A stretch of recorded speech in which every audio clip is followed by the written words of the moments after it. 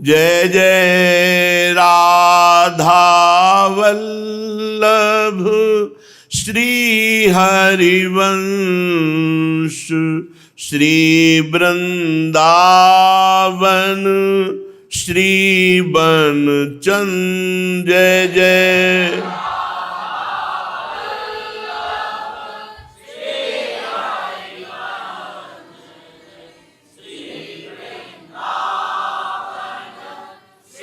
बनचंद। जय जय राधा वल्लभ श्री हरिवंश श्री वृंदावन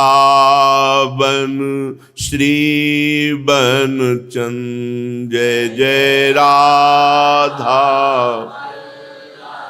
श्री हरिवंश श्री वृंदावन श्री वन। वृंदावनेश्वरी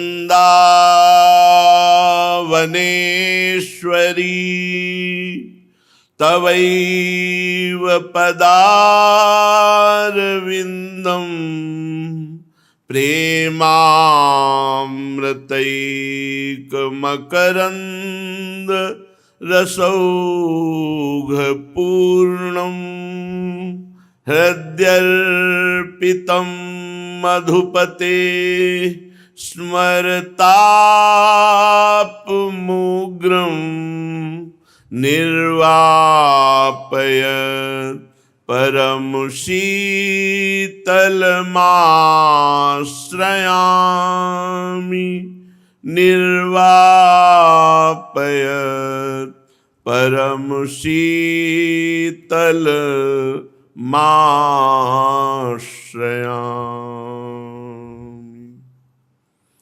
परम सच्चिदानंद घन प्रेमानंद स्वरूप नवनिभृत निकुंज महामहिम परम पावन श्री वृंदावन धाम, श्री वृंदावन धाम के लाडिले युगल सरकार प्राणाराध्य प्राण प्रिय श्री प्रिया प्रीतम जो समस्त सहचरी वृंद खग मृग पशु पंछी तरुलता यमुना रस रानी रजरानी समस्त ब्रजवासी परिकर। दृष्टि, जैसी हमारी दृष्टि वैसे ही हमें सृष्टि का अनुभव होता है। यदि हमारी त्रिगुण मायामयी दृष्टि तो माया का दर्शन होता है, यदि इष्टमयी दृष्टि तो इष्ट का दर्शन होता है, गुणमयी दृष्टि तो गुणों का दर्शन होता है, दोषमयी दृष्टि तो दोषों का दर्शन होता है। ये भगवान की ऐसी रचना है कि जैसा आप देखना चाहें वैसा देख सकते हैं, लेकिन आप देखना क्या चाहते हैं? आप अगर त्रिगुणमयी माया का ही दर्शन करना चाहते हैं तो अनंत जन्मों से करते आ रहे हैं, अभी तक विश्राम नहीं मिला। अगर दोष दर्शन करना चाहते हैं तो दुर्गति पक्की, गुण दर्शन करना चाहते हैं तो फंसना पक्का, और भगवत दर्शन करना चाहते हैं तो मुक्ति पक्की। यदि चराचर जगत को भगवत स्वरूप नहीं देखा गया तो इस जगत से मुक्त होने में बहुत ही कठिनता आ जाएगी। चर अचर सब सच्चिदानंद स्वयं श्री भगवान बने हुए हैं। ऐसे भगवत महिमा में सृष्टि में सर्वश्रेष्ठ भूतल पर प्रकाशित ब्रज 84 कोश में महामहिम श्री वृंदावन धाम है, जिसके लिए बड़े बड़े देवता लालायित हैं कि मुझे मनुष्य रूप में श्री धाम वृंदावन वास करने का अवसर मिले। श्रीपाद प्रबोधानंद जी महाराज कह रहे हैं, श्रीमद वृंदावनेस्मिन् निज रस विभवैर्व्यक्ति मायाति लोके लोके शाह शत्रु मुख्या या इहि भुवि भुवो ये तलेथ स्वयंभू सर्वे कृष्णानुराग प्रमथित हृदया द्रष्टुमन्यन्न सेकु विस्मृत्याधीश भावम स्वभुविसा भगवान कृष्ण मग्न स्त्रियाभूत। कृपा करके स्वयं प्रकट हुआ है वृंदावन। अर्थात ये ब्रह्मा की रचना नहीं है, ये त्रिगुणमयी माया की रचना नहीं है, ये स्वयं सच्चिदानंदमय धाम भगवान का इसी भूतल पर प्रकाशित है। निज रस विभवैर व्यक्त, जैसे हरिवंश विपिन भूतल पर संतत अविचल जोरी। ये चिदानंदमय धाम में चिदानंदमय जोरी अविचल विराजमान है।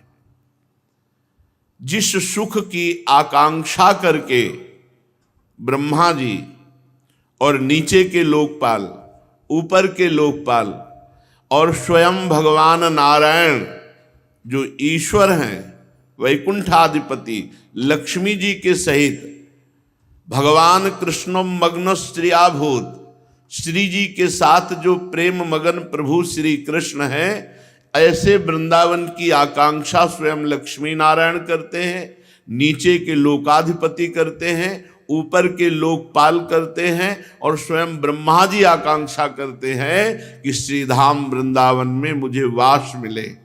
ये भगवान का निज घर है, निज महल है। इसकी महिमा को बड़े बड़े महापुरुष जो जानते हैं वो आकांक्षा करते हैं। लेकिन देखो कैसी कृपा हुई अपने लोगों के ऊपर कि अपने ना तो महिमा जानते हैं और ना ऐसी कोई छटपटाहट व्याकुलता हुई कि मुझे वृंदावन वास हो। आकर्षित किया गया, महिमा जनाई गई, वास दिया गया, उपासना दी गई। हमारे ऊपर बहुत कृपा है। जो ब्रह्मादि कृपा की याचना करते हैं वो हमारे ऊपर बहुत कृपा है। अब इस कृपा का हम आदर करें। धाम की एक विशेष महिमा है कि यहाँ विषय सेवन करने के लिए हम लालायित हों तो हमको भजन घसीट करके श्री जी की तरफ ले जाता है। बाहर की एक महिमा है कि आप अपने मन को भजन में लगाने की कोशिश करें तो घसीट करके माया में लगा देते हैं। काम क्रोध लोभ मोह मद मत्सर, ये माया के पार्षद घसीटते हैं। और यहां इसीलिए बड़े बड़े लोकपाल ईश्वर कोटि के महापुरुष यहां वास करने की आकांक्षा करते हैं।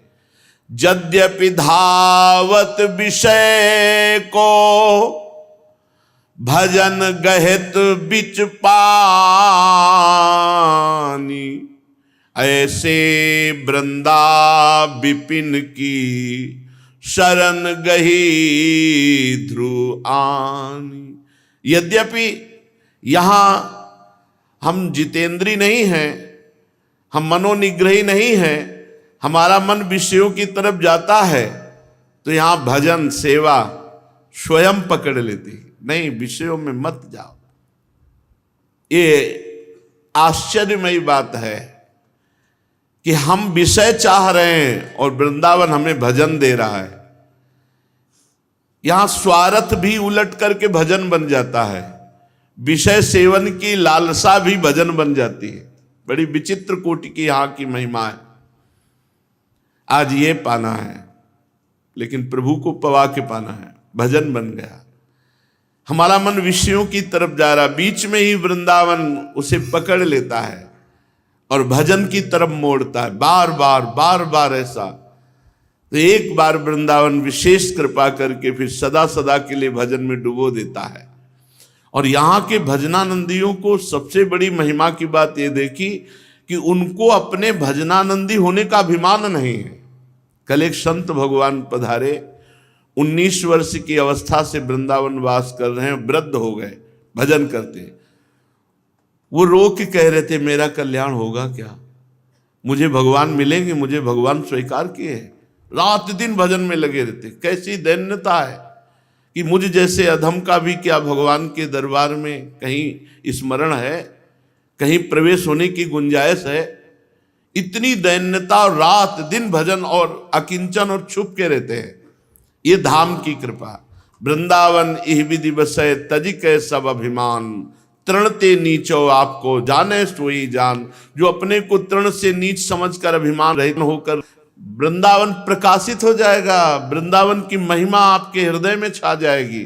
जब तक अहंकार है तब तक वृंदावन अपने को गुप्त किए हुए है, और जहां आप दैन्य हुए तहां वृंदावन प्रकाशित हो जाएगा। यद्यपि वही संभाल रहा है अब भी, यद्यपि धावत विषय को भजन गहत बिच पान, भजन पकड़ लेता है।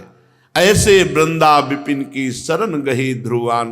ध्रुवदास जी महाराज कह रहे ऐसे वृंदावन की हमने शरण गई है जहां विषय सेवन की लालसा को भी भजन बना दिया जाता है। बसिबो वृंदा विपिन को जिहिति ही विधि दृढ़ होई, नहीं चूके ऐसो समय जतन कीजिए सोई। इस दोहा ने बहुत बल दिया था। प्रारंभ में रसिकों से सुना कि वृंदावन की जो सत्य लीला है इसका गायन करे तो वृंदावन वास प्राप्त होता है। तो जब ये दोहा चिंतन में आया कि बसिबो वृंदा विपिन को जिहती ही विधि दृढ़ हो, जैसे तैसे हमको यहाँ पोछा लगाना पड़े, हमको यहाँ चरण दाबने पड़े, हमको यहाँ नाली साफ करनी पड़े, हमको यहाँ नौकरी करनी पड़े, तो भी हम वृंदावन जीती विधि हो, जैसे भी हो हमारा वृंदावन वास हो जाए। बस ये बात में फिर जो एक भजन निष्ठा थी कि इतने घंटे आसन में बैठना, ये सब ये शिथिल होने लगा कि वृंदावन वास हो, जैसे वास हो। अगर हमको सेवाएं करनी पड़ रही तो हम सेवा करेंगे, पर शरीर को वृंदावन में रखेंगे, मन को वृंदावन की प्रिया प्रीतम के चिंतन में रखेंगे। इसके लिए हमें कुछ भी करना पड़े। श्रीपाद कह रहे मुझे अगम्यागमन करना पड़े तो मैं धाम में स्वीकार करता हूं, लेकिन धाम के बाहर मैं ब्रह्मा का पद भी स्वीकार नहीं करता।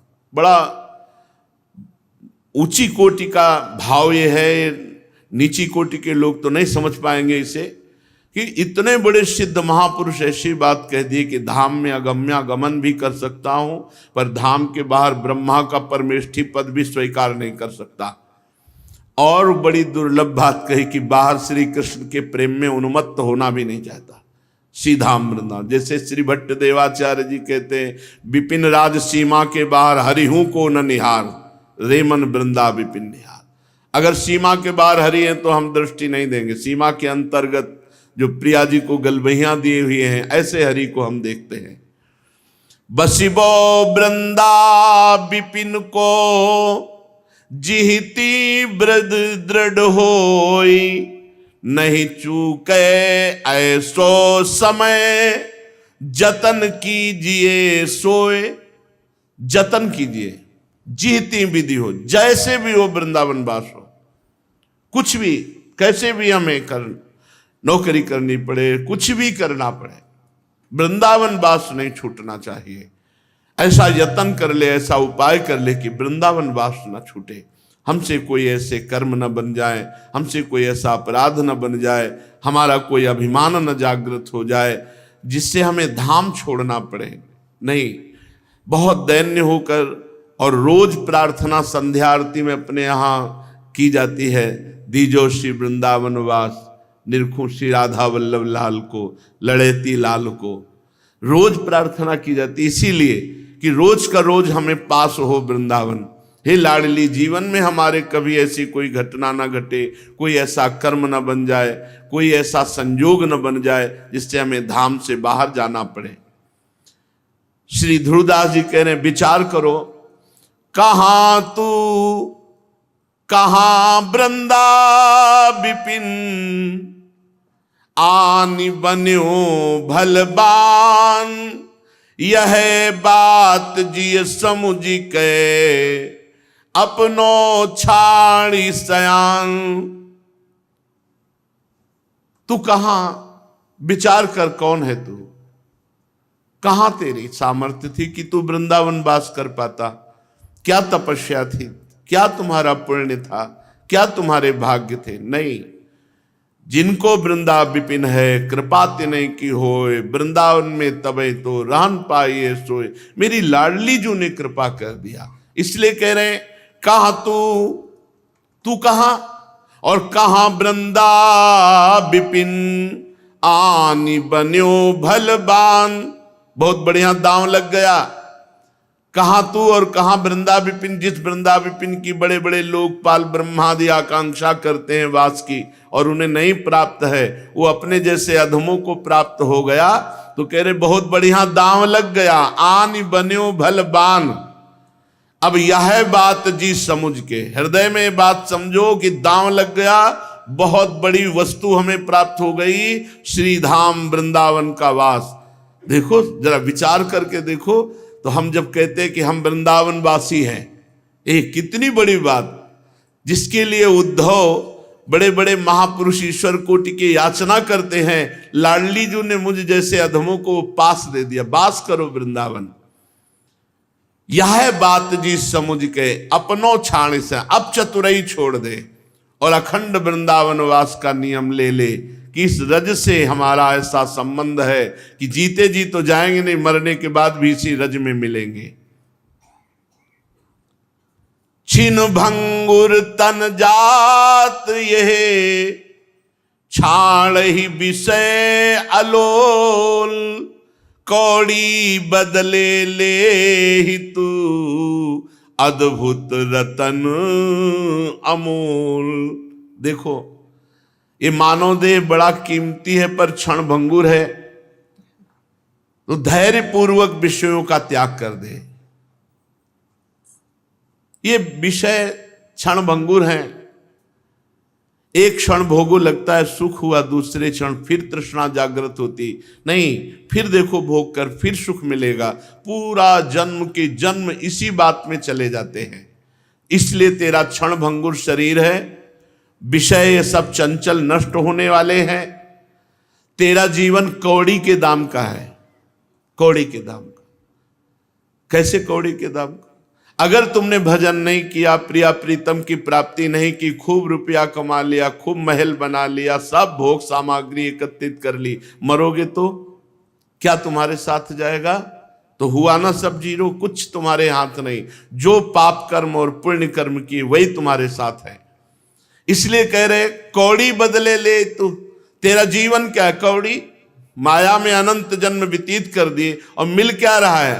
अखंड वृंदावन धाम का वास।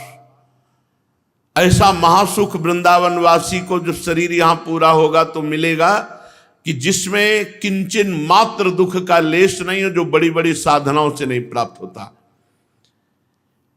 क्षण भंगुर तुम्हारा शरीर और विषय बड़े चंचल, क्षण में नष्ट हो जाने वाले। तो कौड़ी के बदले में तू अमोल रतन ले रहा है, जो अगर वृंदावन का आश्रय और वृंदावन का वास स्वीकार कर रहा है। अब अगर वृंदावन का अखंड वास तुम्हें मिल गया है तो बाहर से प्रलोभन आवे, कोटि कोटि हीरा रतन अरुमणि विविध अनेक, मिथ्या लालच छाड़ी के गही वृंदावन एक। बाहर से यदि तुम्हें कोटि कोटि हीरा रतन रुपया सोना चांदी सामग्री, मत हाथ फैलाना, बाहर मत जाना। लोगों को ये लगता है कि भगवान के भजन करने से दुखों की निवृत्ति पता नहीं होती कि नहीं होती। अरे सुख चरणों में लौटता है, ऐश्वर्य पीछे घूमता है। क्या समझते हो? अखिल लोकाधिपति, अखिल ब्रह्मांडाधिपति भगवान का दास और उसकी व्यवस्था नहीं। विश्व का भरण पोषण करने वाले विश्वंबर, उसकी व्यवस्था नहीं। अरे रिद्धियां सिद्धियां लौकिक पारलौकिक सब संपत्तियां चरणों में गिरती है। समर्पित होके तो देखो, ये कटाक्ष करने से पूरा नहीं होता। तुम्हारा दिमाग नहीं पहुंच पाएगा। दिमाग अनंत ब्रह्मांडों को एक सेकंड में जिसने रच दिया, उस परमात्मा का जो अनन्य दास हो गया, भगवान उसका भरण पोषण नहीं करेंगे? कहां से व्यवस्था होती है? जहां से अनंत ब्रह्मांडों की व्यवस्था होती है। अपनी वासनाओं की तो पूर्ति कर नहीं सकते हो, तुम दूसरे को क्या दे सकते हो? वो सबको देता है। देत रहत दिन रैन, रात दिन सबका भरण पोषण करता है। काहे को वृंदावन धाम की निष्ठा छोड़कर किसी के आगे हाथ फैलाओगे और किसी के बुलावे पर जाओगे। कोटि कोटि हीरा रतन अरुमणि विविध अनेक, मिथ्या लालच छाणिक गहि वृंदावन एक वृंदावन का आश्रय ले लो, वृंदावन को पकड़ लो, सब भरण पोषण भगवान करते हैं। अरे भगवान का भी भरण पोषण करता है वृंदावन धाम, प्रिया प्रीतम का पोषण करता है। हम तो जीव हैं, ये ईश का पोषण करता है वृंदावन धाम। ये वृंदावन अमूल्य संपत्ति है। यदि आपने स्वीकार कर लिया है कि मैं अपना जीवन वृंदावन को देता हूं, तो आप अमूल्य संपत्तिवान हो गए। अब इस अमूल्य संपत्ति से यदि हमको कोई हटावे, तो फिर उससे बड़ा हमारा अहित करने वाला कौन हो सकता है। इसीलिए आगे कह रहे, नहीं सो माता पिता नहीं, मित्र पुत्र को नाही, इनमें जो अंतर करे, बसत वृंदावन माही। वृंदावन का हम वास कर रहे हैं और कोई अपने संबंध का हवाला दे करके हमको धाम से हटा दे। सुविधा की बात कि यहां तो अब आपकी सुविधा नहीं हो पाएगी, हम आपकी सेवा करेंगे, नहीं। हम भले कष्ट पूर्वक वृंदावन रहे, सुविधा पूर्वक बाहर नहीं। कोई हमारा नहीं जो हमारे इस अमूल्य रत्न वृंदावन धाम से हमको बाहर कर दे, हमारी वृंदावन रूपी संपत्ति हमसे छीन ले, वो हमारा मित्र नहीं, वो शत्रु है। नाते जेते जगत के, ते सब मिथ्या मानी, सत्य नित्य आनंद में वृंदावन पहचान। जितने नाते हैं, माता पिता पुत्र पत्नी संबंध, ये सब चंद्र दिनों के हैं। पहले जन्म में भी रहे होंगे माता पिता पत्नी पुत्र परिवार, उनकी याद भी नहीं है। ऐसे ही इस जन्म के परिवार की भी याद नहीं रहेगी। ये सब मिथ्या कुछ समय के लिए है। तुम्हारी पत्नी के रूप में है, कौन जीवात्मा है, कहां से आया तुम क्या जानो। तुम्हारे पुत्र के रूप में कितने समय के लिए कौन जीवात्मा आया क्या जानो। केवल मान लिया मेरे मेरे मेरे, और जो मेरे हैं प्रभु उनको भूल गए। बड़ी कृपा है जिनको सत्संग मिलता है, जो नाम जप करते हैं, जो भगवान के आश्रित हैं, भगवत सेवा परायण है, धन्य हो जाएगा जीवन। जितने भी नाते संसार के हैं ये सब स्वाप्निक हैं, सब मिथ्या है। सत्य नित्य त्रिकाल सत्य सीधाम वृंदावन चिदानंद में विराजमान है। यहीं से हम बिछुड़े थे और भोगों की लालसा से इच्छा से जगत में चले गए। अब लौट करके वृंदावन आ जाओ, हरिजू गले लगा लेंगे। भाग बड़ो वृंदावन पायो, बड़े भाग्य जो अब घर की वापसी हो रही। आए मिले परिवार आपने, हरि हंसी कंठ लगायो। हरिजू हंसकर कंठ लाओ, मेरी माया रूपी मेले से बाजार से लौट आए, आओ गले लगो और नित्य सच्चिदानंद में सुख में डूबो। सत्य नित्य आनंद में वृंदावन पहचान। वृंदावन सत्य है, नित्य है, आनंदमय है, और जितने संबंध और ये शरीर है ये सब अनित्य नाशमान दुखमय झूठे स्वाप्निक है। पर इतना सत्य लगते हैं कि भगवान है भी कि नहीं ऐसा लगता है, और ये सब संबंध है बिल्कुल ऐसा सत्य लगता है। यही भगवान की प्रचंड माया है। अब वृंदावन मिल गया तो ध्रुवदास जी कह रहे हैं नियम लो, प्राण तजो, ये नियम। हम वृंदावन में ही प्राण त्यागेंगे। बस के वृंदा विपिन में, ऐसी मन में राख। प्राण तजो बन ना तजो, कहो बात को लाख। चाहे लाख प्रकार से हमें समझाने की चेष्टा करो, अब हम अपने प्राण वृंदावन में ही त्यागेंगे। इसी भूमि में शरीर छूटेगा, कैसी भी परिस्थिति हो। अब इस प्राण त्यागने का मतलब ये मत ले लो कि हम परेशान हैं, बड़ी अव्यवस्था है, ये वो, तो चलो भाई किसी हेतु से हम शरीर को छोड़ दे, ये आत्महत्या मानी जाएगी और इससे दुर्गति होगी, प्रेत योनि को प्राप्त होगा। ये सिद्धांत नहीं। यहाँ प्राण तजों का तात्पर्य है कि जैसी भी परिस्थिति में रखेंगे वृंदावन, हम वैसे रहेंगे और यही राधा राधा कहते हुए समय जब हमारे शरीर छूटने का आएगा तो यही शरीर छोड़ेंगे। ये भावना है। प्राण तजो बनना तजो, कहो बात को लाख, लाख प्रकार से हमें समझाओ, हम अपने शरीर को यही वृंदावन में पूरा करेंगे, वृंदावन को नहीं छोड़ सकते। क्यों? क्योंकि यहां किसी भी स्वभाव वाला, स्थिति वाला, जैसी भी स्थिति, उसे भगवत प्राप्ति होती है। ये सिद्ध बात है। धाम में यदि भारी से भारी कोई अपराध बन जाए तो एक जन्म, और वो भी बहुत कम समय वाला, कोई पशु पक्षी ऐसे बन गए, कोई घटना घटी, शरीर छूटा, श्री जी के पास पहुंच गए। अगर भारी अपराध ना बना तो इसी जन्म में सहज में भगवदानंद की प्राप्ति, धामवास से सहज भगवत प्राप्ति। देखो, भगवान ने माया रची है तो मुक्त होने के उपाय भी रच दिए हैं। कठिन है वृंदावन वास। सर्वस्व वृंदावन को समर्पित करके, अपनापन कहीं न रखना, तन और मन दोनों से वृंदावन वास, भगवत प्राप्ति पक्की। साधन करके भगवत प्राप्ति करना बहुत कठिन है, कभी भी चूक हो सकती है। लेकिन धाम आदि ऐसे क्षेत्र भगवान ने बना दिए कि जैसे मोक्ष प्राप्त करना बड़ा दुर्लभ है। ज्ञान के पंथ कृपान के धारा, परत खगेश लगे नहीं बारा, जो निर्विघ्न पंथ निर्वाही, सो कैवल्य परम पद लाए। और वो कैवल्य परम पद काशी में फ्री मिलता है। काशी में अगर शरीर छोड़ दे, काशी विश्वनाथ, वहां शरीर छोड़ दे तो भगवान विश्वनाथ जी उसे तारक मंत्र दे करके मोक्ष पद भी प्रदान करते हैं। ऐसे ही यहां वृंदावन धाम है जहां महादेव जी भी रज चाहते हैं शीश पर धारण करना, और गोपीश्वर बने यहां विराजमान हैं। ये वो धाम है जहां शरीर छोड़ने पर प्रियालाल के प्रेम स्वरूप भाव देह की प्राप्ति होकर नित्य वृंदावन का सेवन, चिदानंद वृंदावन का सेवन, जो मोक्ष सुख को भी लघु कर देने वाला है। ये धाम है जहां काशीनाथ विश्वनाथ स्वयं आकर के गोपी बन करके यहां विराजमान है गोपीश्वर रूप में।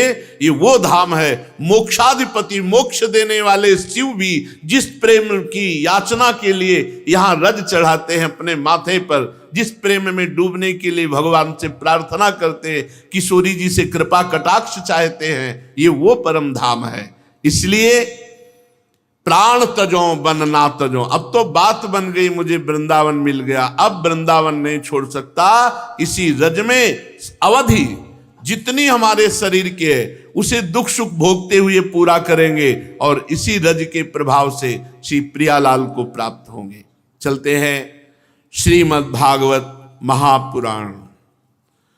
प्रसंग चल रहा है देवर्षि नारद जी से महाराज युधिष्ठिर जी ने प्रश्न किया था कि गृहस्थ धर्म में बहुत नाना प्रकार के जंजाल हैं, कैसे भगवत प्राप्ति हो। विरक्त धर्म तो सहज है, क्यों वैराग्य लेकर एकांत सेवन, कोई चिंता नहीं, कोई जिम्मेवारी नहीं, कोई काम नहीं बाहरी संसारी। गृहस्थ को तो नाना प्रकार के कार्य हैं, वो नाना प्रकार के कार्य करते हुए विरक्त को जो परम पद प्राप्त होता है उस परम पद को कैसे प्राप्त करें। तो आपने कल सुना, पर पुनः सारांश में बता देते हैं कि जो भी कर्म किया जाए वो श्री भगवान को अर्पित किया जाए। कुछ ऐसी तिथियां कल बताई गई थी जिनमें स्त्री सहवास निषेध है, अपनी स्त्री से भी सहवास करने पर महान पाप लगता है। आए हुए अतिथि का सेवन, संत महात्माओं का सेवन, कल वर्णन हुआ था कि भगवान यज्ञ में जितना तृप्त नहीं होते उतना साधु वैष्णव ब्रह्म ऋषियों के मुख से पवाने पर भगवान बहुत प्रसन्न होते। जब उनके मुख में अन्न जाता है तो भगवान तृप्त होते हैं। तो गृहस्थ धर्म में साधु महात्माओं का सेवन, अतिथि सेवन, जो भी कर्म भगवान को अर्पित किया जाए और धर्म पूर्वक धन कमाया जाए। अधर्म पूर्वक धन कमाकर अपने परिवार का पोषण करने वाला नरक को प्राप्त होता है। धर्म पूर्वक धन कमाकर अपने परिवार का पोषण करते हुए वो सारे कर्म भगवान को अर्पित करके नाम जप करते हुए वो भगवान को प्राप्त होता है। अब वर्णन करते हैं मोक्ष धर्म, मोक्ष की प्राप्ति, आवागमन चक्र से मुक्त हो जाना कैसे होता है। देवर्षि नारद जी ने कहा, किसी किसी की निष्ठा कर्मयोग में होती है, वो कर्मयोग से मोक्ष को प्राप्त होता है। हर कर्म दूसरे के हित के लिए करना, निष्काम कर्म, कोई भी स्वार्थ ना रखना, अपने पास शरीर मन धन जो कुछ है वो सब दूसरे के लिए है, इस भावना से कर्मयोग की पूर्ति होती है। कुछ लोग तपस्या योग के द्वारा भगवान की प्राप्ति करना चाहते, कठोर तपस्याएं, व्रत उपवास, जल में खड़े होकर मंत्र जप करना, धूप में बैठ करके गर्मी सर्दी बरसात सब सहना, ये अपने धर्म के लिए जो कष्ट सह करके उसकी पूर्ति की जाती है उसे तपस्या कहते हैं। कोई कोई तपस्या के द्वारा मोक्ष धर्म की प्राप्ति, कुछ वेदों के स्वाध्याय वेदांत स्वाध्याय के द्वारा आत्मज्ञान संपादन करके फिर मोक्ष धर्म की प्राप्ति।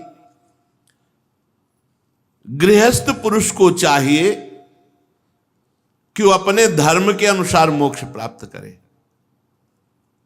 उसको कहीं भागने की जरूरत नहीं।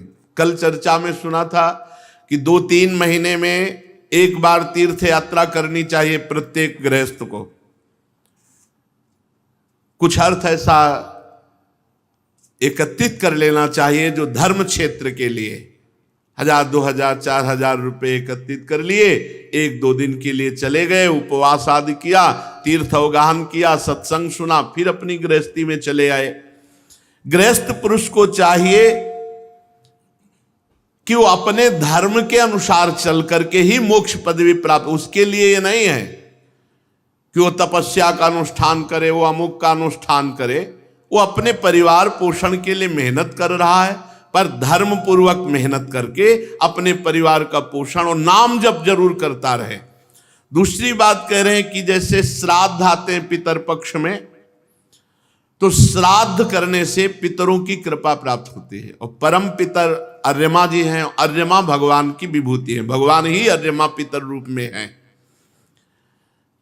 जब पितरों को, अब ये तो बड़े धार्मिक प्रवृत्ति के होंगे, वही श्राद्ध की भावना रखेंगे, नहीं तो आजकल जो होटलों में खा रहे हैं, मदिरा पी रहे हैं, मांस भक्षण कर रहे हैं, आसुरी प्रवृत्ति के हो गए, उनको पितरों से क्या मतलब है। कोई सात्विक धर्म प्रवृत्ति वाला गृहस्थ ही श्राद्ध आदि जो पितरों के लिए किया जाता करना चाहिए। जो अनन्य धर्मावलंबी हैं, जैसे अपने श्री श्यामा श्याम के, तो मूल में जल देने से जैसे डाल पत्ते फूल सब में पहुंच जाता है, ऐसे सबके मूल पर ब्रह्म परमात्मा भगवान श्री कृष्ण है। हम जब उनकी आराधना करते हैं तो सबकी आराधना हो जाती है। देव पूजन, श्राद्ध, अतिथि पूजन ये गृहस्थी में प्रधान है। अतिथि कहते हैं बिना बुलाए बिना परिचय का कोई आ जाए तो मृदु वचन जल भोजन इनके द्वारा स्वागत करें। देव कार्य में कम से कम 2 ब्राह्मणों को तो पवाना ही चाहिए, ब्रह्म ऋषियों को।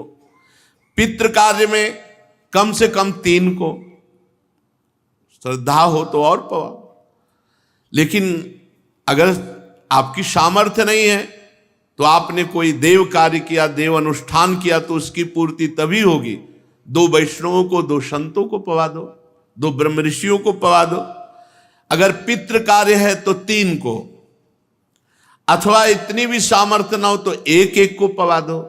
पर कार्य की पूर्ति तभी होगी जब किसी भगवत भजन करने वाले वैष्णव की, ब्रह्म ऋषि की आप आराधना करेंगे।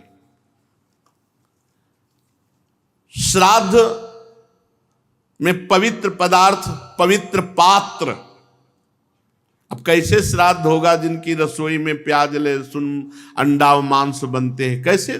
ये बड़ा कलयुग का प्रभाव बढ़ता चला जा रहा है, अपवित्र होते जा रहे हैं। क्योंकि सब नई पीढ़ी जो है वो आधुनिक पढ़ाई वाली, आधुनिक, वो सब अपने को उसी में ढाल रहे हैं, जैसा व्यवहार देख रहे हैं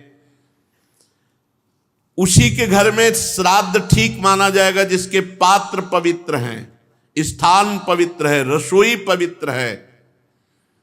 पवित्रता का तो शब्द ही चला गया है।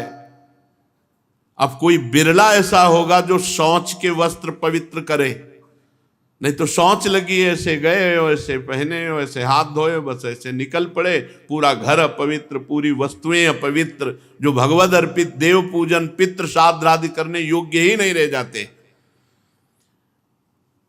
जो ऋषि मुनियों को भोजन कराया जाता है परम पवित्र शुद्ध हविष्यान धर्म के द्वारा कमाया हुआ होना चाहिए। भगवान का भोग लगाकर जब साधु महात्माओं वैष्णव जनों को पवाया जाता है तो वो अक्षय फल देने वाला होता है, समस्त कामनाओं की पूर्ति कराने वाला होता है। और जब किसी संत को, ब्रह्म ऋषि को निमंत्रण दे दे तो जब तक उसको पवा न दे तब तक अपने परिवार को न पवाए। निमंत्रण दिया है या किसी देवता का पूजन है या किसी ऋषि का निमंत्रण है या पितर तर्पण है या किसी को भी निमंत्रण दिया गया है तो निमंत्रित व्यक्ति को जब तक भोजन ना पवा दिया जाए तब तक अपने परिवार को भोजन निषेध किया। ये अपने घरों में ये देखते, छोटा बच्चा भी तो रोक दिया जाता था, नहीं, जो राजभोग दोपहर का बन रहा है जिसके लिए निमंत्रण दिया गया है कोई भी रसोई स्पर्श नहीं करेगा जब तक वो पा नहीं जाएंगे, और वो पा के गए फिर पूरा परिवार पावे। धर्म का मर्म जानने वाले पुरुष को चाहिए कि अभक्ष पदार्थ किसी भी तरह रसोई में प्रवेश ना करे, नहीं वो रसोई कभी संत महात्मा वैष्णव को पवा दी तो तुम्हारे सारे पुण्य नष्ट हो जाएंगे।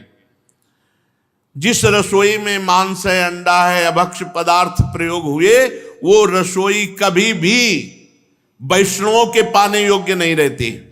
कभी भूल कर हाथ जोड़कर प्रार्थना है, ऐसी रसोई वाले कभी किसी संत को बना के, वैष्णव को बना के मत पवाना, नहीं तुम्हारे पुण्य नष्ट हो जाएंगे।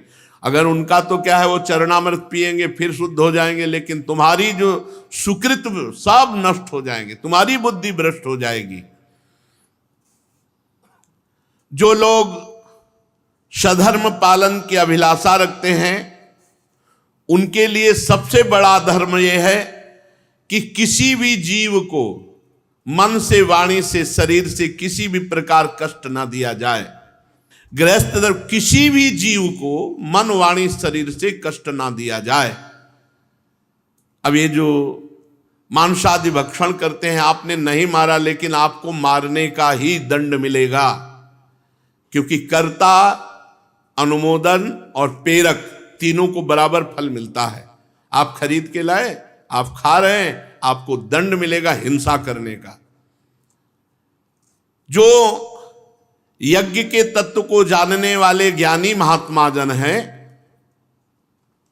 वो आत्म संयम रूपी अग्नि में समस्त कर्म को, यज्ञों को हवन करके वो कर्मों से उपरत होकर ब्रह्म चिंतन में तत्पर रहते हैं। उनके लिए कोई आज्ञा नहीं, क्योंकि वो सब स्वाहा करके निरंतर भगवान के चिंतन में लगे हुए। लेकिन जब तक ये स्थिति नहीं आती तब तक जो धर्म आदेश करता है वैसा आचरण करना चाहिए। ये जो निर्दयी मूर्ख लोग जीवों को मार करके अपने वासना की पूर्ति करते हैं कि देवी जी प्रसन्न हो जाएंगी, अमुक देवता प्रसन्न हो जाएंगे, ये भागवत भगवान का स्वरूप है। ये देखो आज्ञा कर रही है, भागवत जी आज्ञा कर रही है कि कभी भी किसी भी जीव की हत्या करना ये मूर्खता है। किसी भी देवता के निमित्त कोई देवता नहीं प्रसन्न होता इससे। हत्या लगेगी और तुम उसको भोगोगे, तुम्हारे ऊपर उसका पाप लगेगा। ये जो लोग पशुओं की हत्या करते हैं ऐसे निर्मम, कैसे निर्दयी हृदय के कि एक बार में नहीं कटा तो कई कई बार मारते हैं। जैसे बड़े पशु हुए वो बेचारे तड़पते हैं, ऐसे ही दुर्गति होगी तुम्हारी। कोई देवता प्रसन्न नहीं होता। अपने प्राणों का पोषण करने वाले, अपने स्वाद के लिए निर्दयी ये दुष्ट लोग जीवों को जो मारते हैं, इससे किसी को प्रसन्नता नहीं होती। बोले देवी प्रसन्न हो जाएंगी, देवता प्रसन्न हो जाएंगे। इसलिए धर्म के रहस्य को जानने वाले को चाहिए कि मुनियोचित पूजा सामग्री से देवता देवी का यजन करें। मुनियोचित, जैसे बलि ही देनी है तो नारियल की बलि है, नींबू की बलि दीजिए सात्विक प्रवृत्ति के द्वारा, उसी से सब देवी देवता संतुष्ट होते। तुम्हारे भाव से किसी जीव की हत्या कर देना कोई बहादुरी है? अरे अपने शरीर को पीड़ा पहुंचती तो कैसा कष्ट होता है, उनकी आप गर्दन उतार रहे हो, देवता इससे प्रसन्न हो जाए। देवता निर्बल है क्या? तुम्हारे को गर्दन उतारने की जरूरत है, वो निर्बल है क्या? अधर्म की 5 शाखाएं हैं अधर्म की: विधर्म, परधर्म, आभास धर्म, उपमा और छल। धर्मज्ञ पुरुष इन सब का त्याग कर दे। जिस कार्य को धर्म बुद्धि से करने पर भी अधर्म हो उसे विधर्म कहते हैं।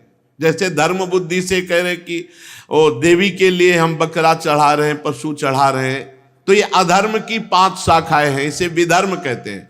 जो धर्म बुद्धि से किया गया है पर वो दूसरों को दुख देने वाला, दूसरों को कष्ट देने वाला, दूसरों का नाश करने वाला है, इसलिए वो अधर्म ही है, उसे विधर्म कहते हैं। और परधर्म किसी अन्य के द्वारा अन्य पुरुष के लिए उपदेश किया हुआ, वो परधर्म कहते हैं। ये भी अधर्म के अंतर्गत, किसी दूसरे को उपदेश किया गया, आप उसे धारण कर रहे हैं। किसी दूसरे को धर्म उपदेश किया गया है और आप उसके धर्म को धारण कर रहे हैं। जैसे हमारा धर्म हमारे लिए सर्वोपरि है। अब कहीं हम प्रवचन सुन रहे हैं, किसी और धर्म का वहां उपदेश सुना, तो हमें समझना है कि हमारा धर्म क्या है। परधर्मो भयावह, स्वधर्मो निधनो श्रेयः, परधर्मो भयावह। इतना विवेक होना चाहिए कि मेरे को क्या ग्रहण करना है। तो जो किसी अन्य पुरुष के द्वारा, अपने धर्मात्मा के द्वारा नहीं, अन्य पुरुष के द्वारा अन्य धर्म का उपदेश किया गया है, उसको जो हम धारण करते हैं उसे परधर्म कहते हैं। अब बहुत बढ़ रहा है परधर्म, परधर्म बढ़ रहा है। वो इतना महान सनातन धर्म जिसमें महामहिम भगवान के विभिन्न अवतार, विभिन्न लीलाएं, वे कौन सा था? अपना सनातन धर्म तुम्हें लघु लग रहा है? अपने धर्म की बात तुम्हारे को समझ में नहीं आ रही है? भगवान में पत्र पुष्प चढ़ाने की तुम्हारी श्रद्धा नहीं है, दूसरों की बातें सुनकर तुम श्रद्धा करते हो, तो वो भी अधर्म ही है। विधर्म, परधर्म, ये सब अधर्म की शाखा है। और आभास, आभास नाटक कर रहा है धर्म का, पाखंड कर रहा है, दंभ कर रहा है, ये आभास है। दिखावा कर रहा है धर्म का, धर्म बिल्कुल नहीं है, उसे वो भी अधर्म ही है। पाखंड, दंभ, दिखावा, उपमा, ये सब आभास के अंतर्गत आता है। आभास धर्म, विधर्म, परधर्म, आभास, उपमा, छल। शास्त्र वचनों को अपनी वासना पूर्ति के लिए दूसरी तरह से अर्थ बता देना लोगों को, जिससे हमारी वासना की पूर्ति हो, हमारी इच्छा की पूर्ति हो, हमारी जेब पुष्ट हो, उसे छल कहते। जैसा लिखा है वैसा पढ़ो, या उसका भाव समझ में आ रहा है तो जैसा भाव समझ में आ रहा है ठीक महापुरुषों से मिलता हुआ वही शब्द निकलना, मनमानी नहीं। भजन है नहीं, साधना है नहीं, तपस्या है नहीं, तो शास्त्र की बातों को कैसे समझोगे? उसे कहते हैं छल। ये सब अधर्म के अंतर्गत है। अधर्म की 5 शाखाएं: विधर्म, परधर्म, आभास, उपमा और छल। धर्मज्ञ पुरुष को इन 5 अधर्मों का त्याग कर देना चाहिए। अपने आश्रम के विपरीत, अपने धर्म के विपरीत कोई और चाल नहीं चलनी चाहिए। जो हमारा धर्म है हम उसी धर्म के अनुसार चलें। पर पता कैसे चले हमारा धर्म? इसीलिए सत्संग सुनो, शास्त्र स्वाध्याय करो। जो अपने धर्म से चलता है उसी को शांति प्राप्त होती है। जो अपने धर्म का त्याग कर देता है शांति नहीं प्राप्त हो सकती। अब संध्या, गायत्री अनुष्ठान, मंत्र जप, भजन, साधन, कोई मतलब नहीं रह गया। अब जितने भी नौजवान हैं 8-9 बजे तक सोना, मनमानी आचरण करना, बस एक पशुता की तरह प्रवाह चल रहा है। धर्म, नियम, संयम, ये तो सब विचित्र कोटि की बात है, बहुत विचित्र बात है। अपने पूज्यजनों का पूजन करना, अपने पूज्यजनों का सम्मान करना नहीं, वो सब भूलते चले जा रहे हैं। ऐसी आधुनिकता बढ़ती चली जा रही है, पूछो मत। धर्मात्मा पुरुष धन की परवाह नहीं करते। जैसे तीर्थों में जाए, कुछ न कुछ लेके जाए, वहां 2-4, ये हमारे तीर्थ पुरोहित हैं, ये ब्रजवासी जन हैं, ये हमारे पूज्य जन हैं, चाहिए रुपया इस बात के लिए लेके जाओ कि 1-1, 2-2 रुपया उनको दे सको, तुम्हारी जितनी सामर्थ्य है। इस मर्यादा है।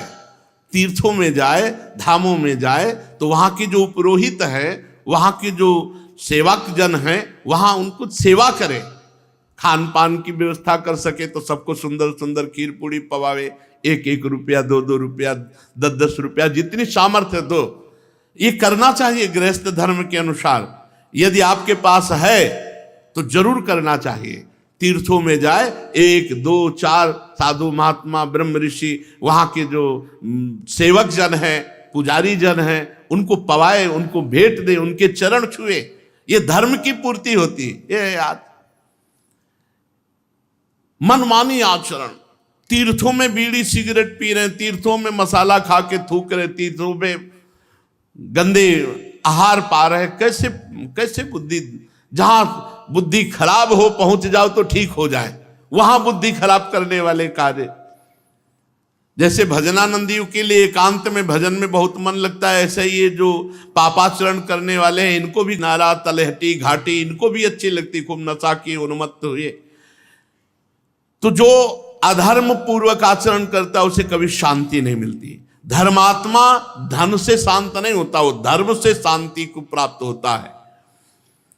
जीवन निर्वाह के लिए तुम्हें जो वस्तुएं प्राप्त हुई हैं, उनमें से चाहिए कि कुछ हिस्सा निकाल करके दूसरों की सेवा में लगाना चाहिए, ये धर्म कहता है। और कहीं अतिथि आ जाए तो अपनी परवाह ही ना करे, फिर अतिथि की सेवा कर दे, इसी को धर्म कहते हैं। आप आश्चर्य मानेंगे कि ऐसा कैसे हो सकता है।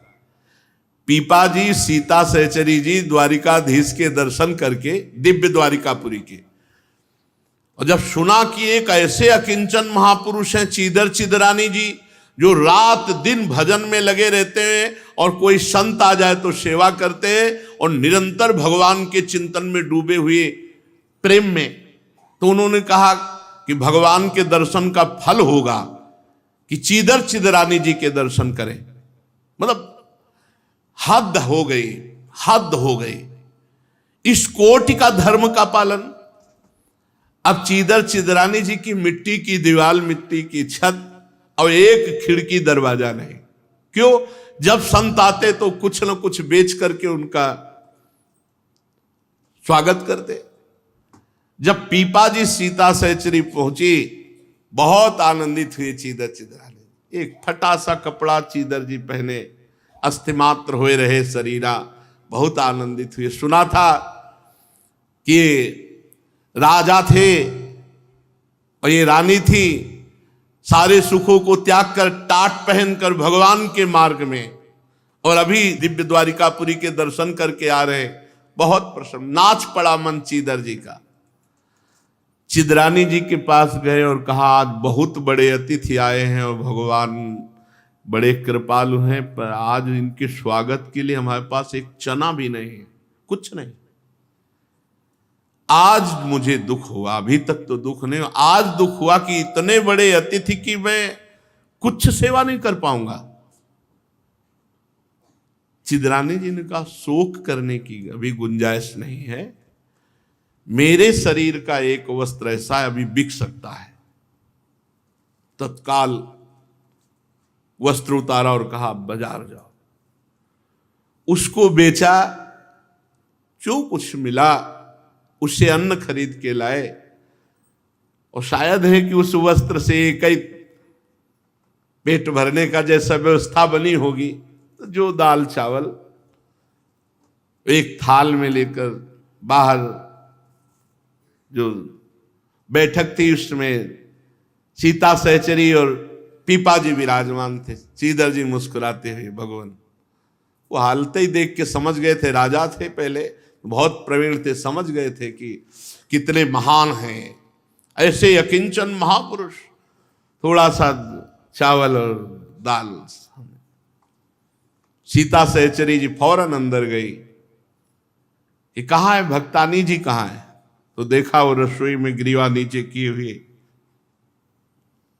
भगवान के चिंतन में अश्रु प्रवाह कर रहे थे। नाथ, आपने लाज रख ली, नहीं आज इतने बड़े भगत हमारे दरवाजे से भूखे चले जाते। सीता सहचरी जी गई, देखा वो दिगंबर शरीर में वस्त्र ही नहीं एक था, वो बेच लिए। तो उन्होंने कहा कि आप निर्वस्त्र बैठी हैं। वो तो हर समय भगवत चिंतन में डूबी हुई महापुरुष थी, तो उनका कौन सी आश्चर्य की बात है, पैदा भी तो निर्वस्त्र ही हुई थी। तो उनका ऐसा आप कैसे? तो उनका हमने तो सुना था आप द्वारिकाधीश के दर्शन करके आ रही, तो लालसा थी कि आते ही जब आप मिलेंगी तो आप भगवान द्वारिकाधीश की रूप माधुरी सुनाएंगी और हम उसमें डूबे। क्या इस नाशवान शरीर की चर्चा चला दी। सीता सहचरी जी को लगा कि आज दर्शन हुए मुझे, आज हमें महाभागवत के दर्शन हुए। अभी तक मुझे लग रहा था मैं बहुत त्यागी हूं, राजरानी पद त्याग कर, सारे भोगों को त्याग कर भगवान के लिए, लेकिन आज मुझे लगा कि मैं इनके सामने कुछ नहीं हूं। अतिथि के लिए अपने शरीर को वस्त्र बेच दिया, अपना परम धर्म। इन महापुरुषों के चरित्रों से हमें देखते हैं कि धर्म का स्वरूप क्या होता है, धन थोड़ी होता है। धर्म क्या स्वरूप होता है? श्री भगवान के लिए पूर्ण समर्पण, धर्म के लिए पूर्ण समर्पण। धर्मात्मा पुरुष निर्धन होने पर भी महान होता है, निर्धन होने पर भी वो धर्म के लिए शरीर निर्वाह का ही केवल लक्ष्य नहीं रखता, अगर प्राण की भी बाजी लगा दे तो धर्म के लिए समर्पित हो जाता है। और जैसे अजगर की जीविका भगवान चलाते हैं, ऐसे ही अपने शरणागतों के घर में भगवान बेचते हैं। घर में ये तो भगवान केवल देखते हैं। अकिंचन महापुरुष भगवत प्रेमी जन। अब इसके बाद की अगर हम आपको बात बतावें, सीता सहचरी जी ने कान में जाकर के कहा, आपको पता है आप जो दाल चावल पा रहे हो कैसा है? बोले तो अमृत तुल्य है। बोले हाँ, इसीलिए भक्तानी जी ने एक ही वस्त्र शरीर में था उसको बेचकर। उनका ऐसा कहा, तो बोले अब हम दोनों नाचेंगे, बाजार में बिकेंगे इनके लिए, और जो भेंट आएगी वो इनको देंगे आकर के। ऐसा ही किया। वो तो राजा समस्त कलाओं में प्रवीण थे ही, और ये तो रानी थी। बाजार में कैसे शब्दों का प्रयोग करके अपने आप को पेश किया और नाचने लगे, और कैसा, वो तो शब्द हम नहीं बोल सकते। कुछ लोग जो भक्त थे वो उन्होंने कहा, अरे ये तो पीपा जी महाराज है, ये तो सीता से लोगों से कहा, रहे बावरे मत बनो, ये कोई नाचने गाने वाले नहीं, ये तो अपनी राज पदवी को त्याग कर भगवान के महान भागवत हैं। तब उनसे पूछा कि महाराज आप ऐसा क्यों कर रहे हैं? तो उन्होंने कहा, चिदरानी जी ने हमारे लिए वस्त्र भेज दिया, तो उनके लिए मैं बाजार में नाच करके अगर वस्तु इकट्ठा करूं तो कौन सी बात, गाड़ी भर गई सामग्री की। अब इधर देखिए, जब उनके पास गाड़ी लेके जाते हैं तो उन्होंने हाथ जोड़ दिया, एक भी वस्तु स्वीकार नहीं की। ऐसा नहीं कि गरीबी से ललचार है, नहीं, वो भगवान की भक्ति में तृप्त। उन्होंने कहा, नहीं, मुझे किसी के द्वारा सहयोग नहीं, मेरे हरि मुझे जैसे रख रहे हैं। तो निर्धन होने पर भी धर्मात्मा पुरुष महान और धन्य होता है। जो मनुष्य कामना के लोभ से धन के लिए हाय हाय करता हुआ इधर उधर दौड़ता फिरता है, वो भला धर्म को क्या जाने? वो क्या जाने कि धर्म किसे कहते हैं? उसको तो पैसा चाहिए, किसी भी तरह से कैसे पैसा आना चाहिए। युधिष्ठिर ना जाने क्यों ये लोग बावरे होकर के भगवान के नाम और धर्म की महिमा को ठुकरा करके ये केवल माया के लिए अपने जीवन को नष्ट कर देते हैं। अरे रसेंद्री जनेंद्री के चक्कर में पड़ करके अपने जीवन को नष्ट कर देते हैं। जो संतोषी नहीं है वो चाहे साधु वेश धारण कर ले, चाहे गृहस्थी में, चाहे जहां, वो इंद्री लोलुप ना तेजस्वी हो सकता है, ना विद्वान हो सकता है, ना तपस्वी हो सकता है, ना यशस्वी हो सकता है। उसका सब क्षीण हो जाता है, उसका तेज, विद्या, तपस्या, यह सब नष्ट हो जाता है। जो धन लोलुप होता है, चाहे वो गृहस्थ हो चाहे विरक्त हो, विवेक उसके अंदर हो ही नहीं सकता। जो धन का प्रेमी है, धन का प्रेमी विवेकवान नहीं होता। अरे भूख प्यास मिटाने के लिए भगवान सबकी व्यवस्था करते हैं, पूरे विश्व की करते हैं, वासनाओं की पूर्ति की नहीं करते। बड़े विचित्र विचित्र प्रश्न करता है, बोले भगवान सर्व सामर्थ्यशाली है, ये आप संतों ने कहा है, तो फिर हम सब दुखी क्यों हैं? तुम करो पापाचरण और भगवान सर्व सामर्थ्यशाली है, तो इस बात के लिए कि तुम मनमानी व्यभिचार करो, भगवान की आज्ञा का उल्लंघन करो और वो तुम्हें सुख देते चले जाएंगे। तो उन्होंने कानून बनाया है, अवश्यमेव भोक्तव्यम कृतम कर्म शुभाशुभम। हां, अगर भगवान की शरण में चले जाओ तो कह रहे अपचेत सुदुराचारो, है वो सामर्थ्यशाली, अपचेत सुदुराचारो भजते माम अनन्य भाग साधुरेव सम्मंतव्या सम्यक व्यवसिता। ऐसा भगवान खुला कह रहे हैं कि चाहे चराचर का द्रोह करने वाले आओ मेरी शरण में। सन्मुख होए जीव मोहि जबहि जन्म कोटि अघनासो, कोटि विप्र बदला गए जाहू। कह तो रहे सर्व सामर्थ्यशाली, हाँ शरण में नहीं आओगे, मनमानी पापाचरण करोगे और फिर कहोगे देखें भगवान बचा ले, तो नहीं बचाएंगे और धक्का लगा देंगे, क्योंकि तुम उनकी आज्ञा का उल्लंघन कर रहे हो। तो धक्का है माया, और माया को भेज देंगे, रौंद इसको। वही काम क्रोध लोभ मोह मद मत्सर, शरण में होकर पुकारो भगवान को तो बचा लेंगे, और तुम चैलेंज करो उनको तो फिर तो माया बहुत बलवती है। ये खान पान भोग नाना प्रकार की वासनाओं में लग करके पूरा जीवन लोग नष्ट कर देते हैं। यदि मनुष्य पृथ्वी की समस्त दिशाओं को जीत ले, जितने शरीर है सब उसके अधीन हो जाए, जितने भोग है सब हो, तो भी वो कभी तृप्त नहीं हो सकता। तृप्ति मिलेगी तो भगवान के भजन से मिलेगी। अब कछुनाथ न चाही मोरे, जब केवट जी चरण पखार रहे तो अति आनंद उमगी अनुरागा चरण सरोज पखार न लागा। अब जो आनंद आया चरण सरोज पखारने में, तो कह रहे अब कछुनाथ न चाहिए, बहुत काल में कीन मंजूरी, आज दीन सब विधि भल पूरी। अब नहीं नाथ, अब मुझे नहीं चाहिए। गोस्वामी तुलसीदास जी कह रहे जाकी कृपा लवलेश ते मतिमंद तुलसीदास हो, पायो परम विश्राम राम समान प्रभु। परम विश्राम मिल गया, अब दौड़ भाग मिट गई। अनेक विषयों के ज्ञाता शंकाओं का समाधान करके चित्र में शास्त्रोक्त अर्थ को बैठा देने वाले बड़े बड़े विद्वान भी इस माया के चक्कर में आके भ्रष्ट हो जाते हैं। साधारण पुरुषों की तो बात जाने दो। इसलिए माया से बचने के लिए हर समय भगवान का स्मरण अत्यंत आवश्यक है। धर्मराज, संकल्पों का परित्याग करने से काम पर विजय प्राप्त की जा सकती है। यदि भोगों का चिंतन न होने पावे तो काम विजयी हो जाओगे। काम की उत्पत्ति कहां से होती? ध्यायतो विषयान पुंसान संगास्ते सुपजायते, संगात संजायते काम, कामात क्रोधो भी जायते। जब हम किसी विषय का ध्यान करते हैं, आप ध्यान करना, किसी विषय का संकल्प ना बनो। मान लो आपको भोजन का संकल्प ना बना हो और आपको भोजन पवा दिया जाए, अच्छा हो बुरा आप आराम से पालेंगे, वो आपका बंधन कारक नहीं होगा। पर जब पहले चिंतन किया, हरी चटनी, मीठी चटनी, समोसा, ये वो, और फिर वो भोग किए, तो फिर वो आसक्ति आपको बार बार जीवन में चोट पहुंचाती रहेगी और वो बांध लेगी आपको। तो जो हम भोगों का संकल्प बनाते हैं, भोगों का चिंतन करते हैं, ये ना होने पावे, इसीलिए अनन्यस चिंतयन्तो माम, अनन्य चिंतन करने की आवश्यकता है, अखंड भजन करने की आवश्यकता है। काम विजयी होने के लिए काम का चिंतन न होने पावे, काम वासना के, काम क्रीड़ा के, काम भोगों के चिंतन से ही हमारे अंदर भोग का संकल्प उठता है और संकल्प के बाद क्रियाएं होती है, बस फिर वो तो नष्ट है। संकल्प ही ना बनने पावे तो कह रहे हैं संकल्प के परित्याग से काम पर विजय प्राप्त करे।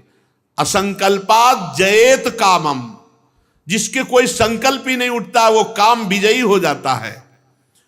और कामनाओं के त्याग से क्रोध पर विजय प्राप्त करे। क्रोध कब आता है? हमने जब कामना की कि हम ऐसा देखें, ऐसा सुने, ऐसा बोलें, ये हमारे साथ ऐसा बर्ताव करे, ऐसा होना चाहिए, और जब नहीं होता तो गुस्सा आ जाती है। जोई जोई प्यारो करे सोई मोहि भावे। हमें कामना ही नहीं करनी, कामना से क्रोध पर विजय प्राप्त करे। और संसारी लोग जिसे अर्थ कहते हैं उसे अनर्थ समझ करके लोभ का त्याग कर दे। ये लोभ बहुत हानिकारक है। अगर अर्थ मिलता भी है तो दूसरों की सेवा के लिए मिलता है। स्वयं भोक्ता न बने, स्वयं अहंकार न करे, दूसरों की सेवा में लगावे। ये शरीर भी दूसरा है, उचित आहार, उचित वस्त्र इसको देके शेष दूसरों की सेवा में लगावे। तो अर्थ से कभी भयभीत नहीं होगा, अर्थ कभी उसे बांधेगा नहीं, अर्थ कभी दुर्गति नहीं कराएगा। जो अर्थ को अपने लिए, भोग के लिए, वो भय प्रदान करता है, सदैव भयभीत रहता है अर्थवान। अध्यात्म विद्या से मोह पर विजय प्राप्त करे, कोई किसी का नहीं।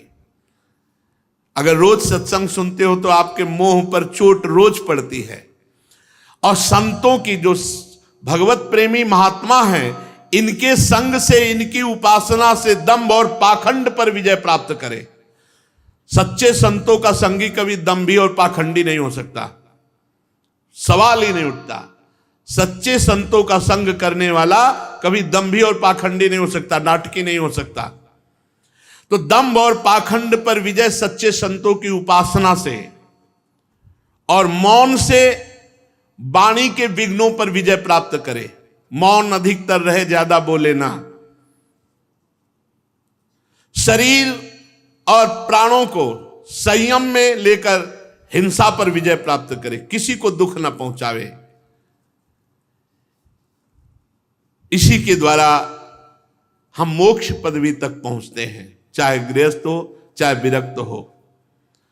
शतोगुण का अधिक सेवन करे, जिससे रजोगुण तमोगुण पर विजय प्राप्त कर ले। फिर भगवान और गुरुदेव की भक्ति के द्वारा सतोगुण का भी त्याग करके त्रिगुणातीत हो जाए।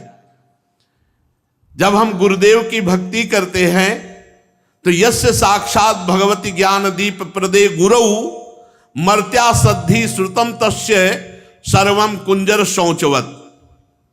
जो दुर्बुद्धि अपने गुरुदेव को मनुष्य समझता है, उसका सब शास्त्र ज्ञान, सारी साधना ऐसे है जैसे हाथी का स्नान। हाथी नहाया और बाहर निकला, धूल पूरा फिर डाल लिया, बेकार हो गया। वो कुंजर शौचवत है जो अपने गुरुदेव को मनुष्य समझता है। जो दुर्बुद्धि गुरुदेव को साक्षात परब्रह्म भावना से ना देखकर मनुष्य भाव से देखता है। बड़े बड़े योगेश्वर हुए हैं, वो चरण कमलों की सेवा से, गुरुदेव की चरण कमलों की सेवा से ही हुए हैं। प्रकृति और पुरुष के अधीश्वर भगवान ही गुरुदेव के रूप में प्रकट है। लोगों को भ्रम से मनुष्य भासते हैं, नहीं, वो श्री भगवान ही गुरु रूप से हैं। बंदो गुरुपद कंज कृपा सिंधु नर रूप हरि, महामोह तम पुंज जासु बचन रवि कर निकर। कृपा सिंधु नर रूप हरि, स्वयं हरि। एस वही भगवान साक्षात प्रधान पुरुषेश्वर। प्रधान पुरुष भगवान साक्षात श्री हरि ही गुरुदेव के रूप में है। शास्त्रों में जितने नियम संबंधी आदेश हैं उन सब का तात्पर्य है कि काम क्रोध लोभ मोह मद मत्सर इन 6 पर विजय प्राप्त की जाए। अगर इन 6 पर विजय प्राप्त नहीं किया तो कुछ नहीं मिला। सत्संग, स्वाध्याय, तपस्या, संयम, नियम, जितना परमार्थ है, चाहे जिस संप्रदाय का हो, सबका उद्देश्य है इन 6 विकारों पर विजय प्राप्त करना। काम, क्रोध, लोभ, मोह, मद, मत्सर। सबका उद्देश्य है इन 6 को अधीन करना। 5 ज्ञानेंद्रिया, 1 मन। सबका उद्देश्य है इन 6 पर निर्विकार रहना। भूख, प्यास, शोक, मोह, जरा, मृत्यु, इन पर निर्विकार रहना। बुढ़ापा, मृत्यु, भूख, प्यास, शोक, मोह, इन पर निर्विकार रहना। 6 पर काम, क्रोध, लोभ, मोह, मद, मत्सर, इन पर विजय प्राप्त कर लेना। 5 ज्ञानेंद्रिय, मन, इन 6 को अधीन रखना। ये सब शास्त्रों का ज्ञान है, सब संप्रदायों का उद्देश्य है। अगर ये नहीं तो वो गलत है। काम, क्रोध, लोभ, मोह, मद, मत्सर विजयी, हर्ष, शोक, भूख, प्यास, जरा, मृत्यु विजयी, 5 ज्ञानेंद्रिया, 1 मन विजयी। यह है शास्त्र ज्ञान का फल, यह है परमार्थ में चलने वालों की स्थिति। ऐसा यदि नहीं तो सब शास्त्र ज्ञान, सब साधना बेकार चली गई। अगर इन 6 पर विजय नहीं प्राप्त की। 5 ज्ञानेंद्रिया, 1 मन, इन 6 पर विजय प्राप्त। काम, क्रोध, लोभ, मोह, मद, मत्सर, इन 6 पर विजय प्राप्त। हर्ष, शोक, भूख, प्यास, जरा, मृत्यु, इन 6 पर विजय प्राप्त। तो समझना चाहिए पूरा जीवन केवल श्रम ही श्रम हुआ, कुछ हाथ नहीं लगा। जैसे खेती करने वाले को अन्न मिले तो उसकी मेहनत सफल हुई, ऐसे ही साधना करने वाला काम विजयी हो, क्रोध विजयी, इन 6 विकारों पर विजय प्राप्त करे तो उसकी साधना सफल हुई। पुरुष जब अपने मन पर विजय प्राप्त कर लेता है तो वो आसक्ति त्यागी सन्यासी हो जाता है। आसक्ति त्यागी, कहीं आसक्ति नहीं, ना अपने शरीर में ना किसी और शरीर में। यहां देखो अपने कितने कूड़ा करकट, इसीलिए शरण में रहो भगवान की। जो विरक्त है, जो वैरागी है, जो सन्यासी है, उसे चाहिए अपने लिए कुछ संग्रह ना करे, शरीर निर्वाह की चिंता ना करे, बिल्कुल भगवान के भरोसे छोड़ दे। भोजन मिले तो स्वल्प और परिमित करे, थोड़ा भोजन करे। युधिष्ठिर विरक्त को चाहिए कि भूमि शयन करे, जमीन पे आसन लगावे। गुरुदेव भगवान 20 वर्ष 25 वर्ष से देख रहे, वही रहनी में कोई अंतर नहीं। शरीर स्वस्थ हो या अस्वस्थ, जमीन पे वही चटाई और एक वस्त्र बिछा उसी पे, वैसे भूमि शयन। तो भूमि शयन बड़ा लाभ है, भूमि शयन ही करना चाहिए। विरक्त को भूमि शयन ही करना चाहिए। बिल्कुल, हम एक परमहंस जी को देखा है, वहाँ बिंदौर इछावर भ्रमण करते थे उस समय हम। तो कुआं में स्नान कर रहे थे तो आवाज आई, नारायण एक कमंडल जल मिलेगा। ऐसी मृदु ब्रह्मबोध संपन्न महापुरुष के वचन। अचानक जटा हटाई, देखा एकदम तेजो में ब्रह्म स्वरूप, एक अचला केवल लगा, काठ का कमंडल, छड़ी, साष्टांग दंडवत होगा। ये तो मानो जैसे आकाश से अमृत वर्षा हो गई हो, ऐसे ब्रह्मलीन महापुरुष। एकदम घबरा गए हम उनके रूप को देख करके। कमंडल में जल दिया। हम कहा, महाराज जी आप कहाँ जा रहे हैं? बोले सोच स्नान करने जा रहे हैं, क्योंकि आज रात्रि तो कहीं ना कहीं रुकना पड़ेगा, तो यहाँ रुक सकते हैं। हम कहा, महाराज जी अहो भाग गया। तो बोले आप यहाँ के मानते? हम कहा नहीं, हम भी भ्रमण कर रहे हैं, यहाँ आज रुके हुए हैं। तो बोले हमें स्नान करके आ रहे हैं। तखत में बढ़िया गद्दा बिछवा के, तो जो ही आए सो हंस दे। उनका नहीं, हम ऐसे आसन पर नहीं बैठते जिससे उतरना पड़े। हम सदैव ऐसे आसन पर बैठते जहाँ से कोई हटा न सके। और एक टाट बोरा पड़ा था, ऐसे बोरा बिछाया, उसी बोरे पे शयन किया। रात में देखा कि थोड़ी देर लेटे, बस पद्मासन में बैठ गए। पूरी रात पद्मासन। तो रात में तो बात नहीं कर सकते थे। जब सुबह यमुना स्नान के लिए चले तब हमने कहा, महाराज जी आपका पद्मासन, अब हम भी लगाते थे पर कहाँ हो, 8-10 घंटे एकदम बिल्कुल शून्याकार। तो उनका अभ्यास ऐसा। तो उनका, महाराज जी हम आपके साथ चलेंगे। बोले नहीं रह सकते आप हमारे साथ। 60 किलोमीटर एक सांस में चलना, 60 किलोमीटर। आप बिल्कुल विश्वास नहीं मानेंगे, कमंडल उठा तो दिन के 1 बजे तक, 4 बजे तड़के से चले, 1 बजे तक बिल्कुल न बाल भोग न भोजन, कोई मतलब नहीं, बस चले जा रहे। क्या जीवन है। ब्रह्मानंद में वो 3 दिन केवल साथ रहे थे, 3 दिन में कैसी कैसी अनुभूतियां उनके साथ हुई। विरक्त को चाहिए पवित्र आसन भूमि पर शयन करे, और जब बैठे तब स्थिर मेरुदंड सीधा करके बैठे। विरक्त ऐसे बैठो, सीधे, बिल्कुल 90 अंश का कोण, सीधे सीधे। विरक्त सीधे, सीधे हो जाओ, पूरे सीधे हो जाओ, जीवन भर सीधे हो जाओ। नहीं, सूधो चले आपने धर्म रसकन सो प्रीतम का है।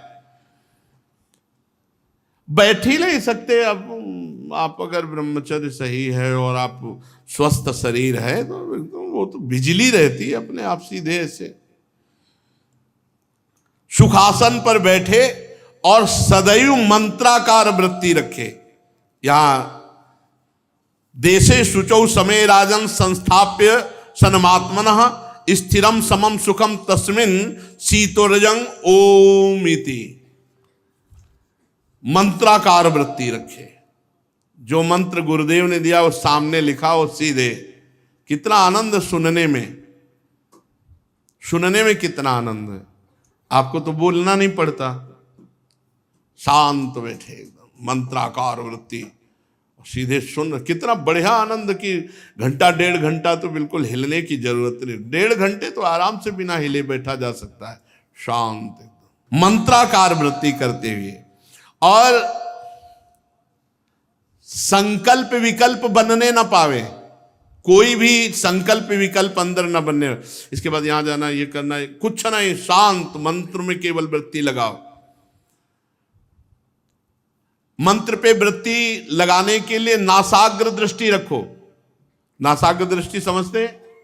यहां दोनों दृष्टि करो ऐसे ऐसे, और वही मंत्र लिखो। बार बार सामने खुले में मंत्र लिख रहे हैं, चल रहा है मंत्र, नासाग्र दृष्टि। पर अगर ब्रह्मचारी नहीं तो खोपड़ी दर्द करने लगेगी, देखना यहां, फिर ये सब दर्द करने लगेगा, थोड़ी देर में लगेगा वो। ब्रह्मचर्य इसीलिए मेन नींव है इस अध्यात्म की। नासाग्र का अग्रभाग, ये बहुत एकाग्रता, बहुत जोर की एकाग्रता होती है। आप ऐसे करो, आधा घंटा ऐसे बैठो, शांति से बैठो, आधा घंटा रोज करो नासाग्र दृष्टि। अगर नासाग्र दृष्टि न कर पाओ तो एक दृष्टि करो, कोई एक बिंदु लगा लो दीवार में, एक बिंदु कोई, जो आराम से आप दृष्टि ऐसे सहज में, और बस ऐसे खुला रखो। अगर आंसू आने लगे 1 सेकेंड मूंद लिया, फिर खोल लिया ऐसे। आप देखो बहुत लाभ मिलेगा आपको। जिधर दृष्टि लगा और प्रपंच चिंतन लगा तो प्रपंच ही होने लगेगा, और नाम में चिंतन लगा तो नाम चल पड़ेगा, मंत्र में चले। ये पावर है एकाग्रता, इसे त्राटक क्रिया कहते हैं। त्राटक क्रिया, किसी एक बिंदु पर दृष्टि लगा देखो, बहुत आनंद आता है। आनंद वाले मार्ग पे चलोगे तभी तो आनंद मिलेगा। अगर आप पद्मासन, सिद्धासन इन पे नहीं बैठ सकते तो सुखासन में बैठो। इस पे नहीं बैठ सकते हो, ये दीवाल में लग करके बैठना, बड़ा बूढ़ा रोगी भोगी उनकी तो चलेगी, योगी की नहीं चलेगी। हाँ, बीमार हो तो बात अलग है कि अब चलो किसी सहारे बैठे हैं, कोई बात नहीं। दीवाल में लग के बैठना, ये तो हमें तो बिल्कुल पसंद नहीं, और बैठना भी नहीं चाहिए। वीर हो करके, बहादुर हो करके कायरों वाले मार्ग में नहीं चला जाता। अरे शरीर ही देखो, इस ढांचे को बचपन से मोड़ते हैं तो ऐसे ऐसे लोग देखने को मिले, ये कहीं से भी मोड़ सकते हैं। अभ्यास किया ना, तो हम तो मुड़ने के लिए नहीं कहते, सीधे रहने के लिए कहते। सीधे बैठो ऐसे, नासाग्र दृष्टि या एकाग्रता आज से करके देखना। 5 मिनट से शुरू करो, कहीं एक बिंदु में दृष्टि लगा के। आंखें जलेंगी, आंसू गिरने लगेंगे, आपको थकान लगेगी, आंख मूंद लीजिए, मंत्र तुरंत ध्यान, उस समय और कुछ ध्यान ना आने पावे, नहीं वो एकाग्रता उधर ही जाएगी जिधर ध्यान करोगे। मंत्र का ध्यान करो आंख मूंद के, फिर लगा दो दृष्टि। ये त्राटक क्रिया कहते हैं, इसमें बहुत बड़ी सामर्थ्य है। जिधर मंत्र में लगा दो, ये भजन की तन्मयता के लिए जरूरी है। फिर कह रहे हैं उपासक को शरीर स्वस्थ और भजन की उत्साह वृत्ति के लिए प्राणायाम जरूरी है, जरूरी है। हमने देखा है महापुरुषों को, गुरुजनों को भी देखा करते हुए, छत पे निकल गए एकांत में और 10-15 मिनट तो प्राणायाम व्यायाम करना चाहिए। प्राणायाम के लिए 15-20 मिनट समय तो निकाल ही लो। एक होता है पूरक, कुंभक, रेचक, ऋतु के अनुसार होता है। जैसे सर्दी का समय है तो हम दाहिने से शुरू करेंगे, गर्मी का समय तो बाएं से शुरू, बायां चंद्र स्वर होता है, ये शीतल होता है। गर्मी का समय है, बरसात का समय तो बाएं से शुरू करेंगे, और सर्दी का समय तो दाहिने से। अब जैसे बाएं को बंद किया और दाहिने से शुरू किया, तो दाहिने से 10 मंत्र घसीटो, फिर इसको रोक लिया, अब कम से कम 20 मंत्र बीच में रोक लिया, फिर छोड़ा 10 मंत्र। इसे पूरक, कुंभक, रेचक कहते हैं। और ये प्राणायाम बहुत ही आपके लीवर, फेफड़े सबके लिए, क्योंकि इसमें खींचा गया और फिर डबल रोका गया, फिर तो जितनी अंदर की गंदगी वो बहुत से ऐसे अंग हैं हमारे जिन पर क्रिया नहीं हो पाती, तो प्राणवायु उनको पवित्र करती, उनको पावर। दवा कोई वर्जिश से बेहतर नहीं, नुक्सा है कम खर्च बाला नसेन, शक्ति बढ़े फुर्ती लहे, चोट न अधिक पिराए, अन्न पचे चंगा रहे, कसरत सदा सहाय। उपासक बहुत इससे बल मिलता है, बहुत इससे बल। कई दिन भूखे रहने पर भी प्राणायाम के बल से हम कभी निराश, हताश, उदास नहीं हुए। जब काम से व्याकुल होता है, चित्त इधर उधर भटकता है, देखो यतो निश्चरति मना काम हतम भ्रमत, पूरा उपाय बता रहे हैं अगर पकड़ पाओ। ततस्तत उपाहृत्य हृदय रुंध्या छनैर्बुधा, बुद्धिमान पुरुष को चाहिए कि जब काम की चोट लग रही होगी और चित्त घायल हो रहा है, भोगों के लिए तड़प रहा है, उस समय बिल्कुल रफ्तार से मंत्र चलाओ, उसको चिंतन करने का अवसर न दो। लेकिन उस समय मंत्र ही भूल जाएंगे, उसका जादू है, उसका जादू है, काम का प्रभाव है। उस समय नाम मंत्र भूल जाएंगे, तभी वो अपना प्रभाव दिखा पाएगा। धीरे धीरे मन को कैद कर लो, जो काम की तरफ भाग रहा था उसे नाम और मंत्र में लगा दो। जब साधक निरंतर इस प्रकार अभ्यास करता है तो जैसे ईंधन ना मिलने पर आग बुझ जाती है, वैसे चित्त निष्काम हो जाता है। ऐसा नहीं कि जीवन भर सताता रहता है, फिर वो निष्काम हो जाता है। इस प्रकार जब काम वासनाएं चोट करना बंद कर देती है तो समस्त वृत्तियां भगवदाकार, चित्त ब्रह्मानंद के संस्पर्श में मगन हो जाता, फिर कभी उस हृदय में काम स्फुरण नहीं होता। जो विरक्त वैरागी धर्म अर्थ काम के मूल गृहस्थाश्रम का त्याग कर दिया है, फिर वो उसी अपने परिवार से प्रेम करने लगता है, वैसे ही गृहस्थाश्रम का सेवन करने लगता है, तो दुर्गति को प्राप्त होता है। शास्त्र है, आज्ञा कर रहा है, कह रहे हैं यह प्रवज्य गृहात पूर्वम त्रिवर्गावपनात् पुनः यदि सेवे तान भिक्षु सा वै वान्तस्य पत्रपहा। ऐसा वो वैरागी है जो परिवार से विरक्त होकर पुनः परिवार में मोह करके वही काम आदि त्रिवर्ग का सेवन करता है, वो उगले हुए को खाने वाले के समान होता है, उसकी दुर्गति होती है। जिन्होंने अपने शरीर को अनात्मा माना, इसको मृत्युग्रस्त देखा, इसे विष्ठाक्रमी राख का ढेर समझा, वो विरक्त फिर उसे आत्मा मानकर फिर अपने परिवार के मोह में कैसे फंस सकता है। जो अपने कर्म का त्याग कर देता है वो गृहस्थ धिक्कार योग्य है। जो ब्रह्मचारी कहलाकर ब्रह्मचर्य व्रत का त्याग कर देता है वो ब्रह्मचारी धिक्कार है। जो वानप्रस्थ तपस्वी वेश धारण करके गांव में रहता है उस वानप्रस्थी को धिक्कार है। और वैरागी और सन्यासी होकर के जो इंद्रिय लोलुप होकर भोगों को भोगता है उसको धिक्कार है। ये चारों आश्रम के कलंक हैं, ये ढोंगी हैं और इन मूढ़ों पर तरस खानी चाहिए, इनकी दुर्गति पक्की है। ये श्रीमद् भागवत करे। गृहस्थस्य क्रिया त्यागो व्रत त्यागो बटोरपि, बटोरपि माने ब्रह्मचारी, और तपस्विनो ग्राम सेवी, और भिक्षोर इंद्रिय लोलुपता। जो कर्म त्यागी गृहस्थ है, ब्रह्मचर्य व्रत का त्यागी ब्रह्मचारी है, और तपस्वी वेश धारण करके गांव में रहता है, और इंद्रिय लोलुप होकर सन्यासी बैरागी है, ये चारों कलंक है, ये चारों आश्रम के ढोंगी है, ये भगवान की माया से विमोहित है, ये मूढ़ है, ये तरस खाने योग्य हैं, इनकी दुर्गति होती है। देवर्षि नारद जी कहते हैं। इसलिए जिसके लिए जो धर्म शास्त्र आज्ञा करता है वो अपने धर्म के अनुसार चले, खूब भगवान का नाम जप करे, सारे कर्म भगवान को समर्पित करे और इसी जन्म में भगवत प्राप्ति करे। शेष चर्चा आगे। श्री राधा वल्लभ लाल की जय।